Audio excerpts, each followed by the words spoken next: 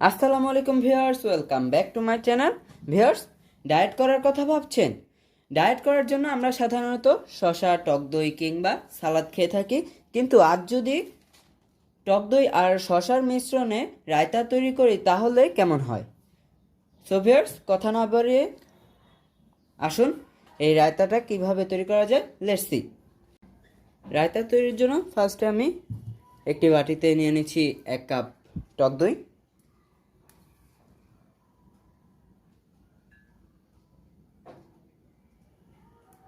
দেন আমি এখানে দিয়ে দেব 2টি আস্ত কাঁচামরিচ অ্যান্ড দিয়ে দিচ্ছি ধনিয়া পাতা কুচি অ্যান্ড পুদিনা পাতা।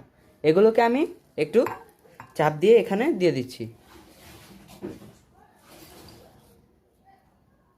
এখন আমি এই ইনগ্রিডিয়েন্টসগুলো ব্লেন্ড করে নেব। ভিউয়ার্স, দইটা আমার ব্লেন্ড করা হয়ে গেছে। দিয়ে দিচ্ছি স্বাদ মতো লবণ অ্যান্ড দিয়ে দেবো বিট লবণ 1/4 চা চামচ। দিয়ে দেবো স্বাদ বাড়ানোর জন্য সামান্য চিনি অ্যান্ড দিয়ে দেবো 1/2 চা চামচ জিরা গুঁড়ো। এখন আমি এগুলোকে হ্যান্ড উইক্স দিয়ে মিশিয়ে নিচ্ছি। এখন আমি আরেকটি বলে দিয়ে দিচ্ছি 1 কাপেরও বেশি শসা কুচি। দিয়ে দেব একটি পেঁয়াজ কুচি। দিয়ে দিচ্ছি লেবুর রস, আর এই লেবুর রসটা পেঁয়াজের যে ফ্লেভারটা থাকে সেটা যাওয়ার জন্য, অ্যান্ড এখানে একটু টকটকে একটি ভাব আনার জন্য। এখন আমি এখানে সেই টক দইয়ের মিশ্রণটা অ্যাড করে নেব। দেন এটাকে একটু নেড়ে ছেড়ে দেব। ভিউয়ার্স, রায়তাটা আমার তৈরি হয়ে গেছে। আর ভিউয়ার্স, এখন এটাকে আমি একটু গার্নিশ করে নিচ্ছি, তাই দিয়ে দিচ্ছি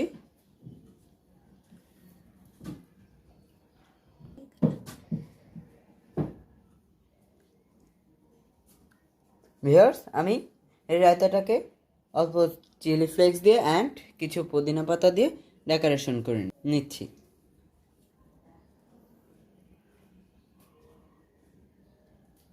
সো ভিউয়ার্স, রায়তাটা আমার ডান। আর ভিউয়ার্স, রায়তা শুধু শসা নয়, ফ্রুট দিয়েও তৈরি করা যায়। আর ভিউয়ার্স, সাধারণত আমরা পোলাও, ভাত কিংবা রুটির সাথে রায়তা খেয়ে থাকি। আর আপনার চাইলে এটা নর্মালিও শুধু ডায়েট করার জন্য খেতে পারেন। আর যদি আপনারা ডায়েট করার জন্য এই রায়তাটা খান তাহলে 1 বাটি রায়তা এভাবেই খেয়ে ফেলতে পারেন। আর ভিউয়ার্স, এই রায়তাটা আমরা দুপুর কিংবা রাতের মেনুতে রাখতে পারি। সো ভিউয়ার্স, এটা বাসায় তৈরি করে খেয়ে দেখবেন। আর যারা ডায়েট করেন তারা কিন্তু এটা অবশ্যই খাবেন, কারণ it's good for health. R